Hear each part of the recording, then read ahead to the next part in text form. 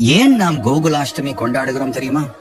ஆவணி மாதம் அஷ்டமி திதி ரோகிணி நட்சத்திரம் சேர்ந்த அந்த புனித நள்ளிரவில் தேவகிக்கும் வாசுதேவனுக்கும் ஒரு தெய்வீக குழந்தை பிறந்தது. அவர்தான் ஸ்ரீகிருஷ்ணன். அந்த நேரம் இரவு 12:44 மணி முதல் 12:47 மணி வரை நிஷித பூஜை நடைபெறும் புனித வேளையாகும்.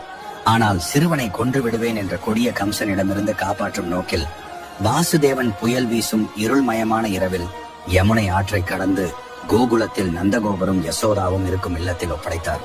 அங்கு சிறுவன் வளர்ந்து வெண்ணெய் கல்வன் குறும்புகள், புல்லாங்குழல் இசை, மழலை சிரிப்பு, வீட்டு வாசலில் பதித்த சிறு காலடி சுவடுகள் எல்லோரின் இதயத்தையும் கவர்ந்தது.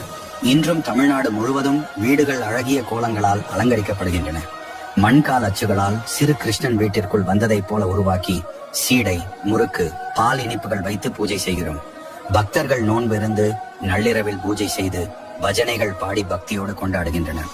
தேதி 16 ஆகஸ்ட் 2025 சனிக்கிழமை. நிஷித பூஜை நேரம் இரவு 12:04 நிமிடம் 47 நிமிடம் வரை. கோகுலாஷ்டமி நல்வாழ்த்து.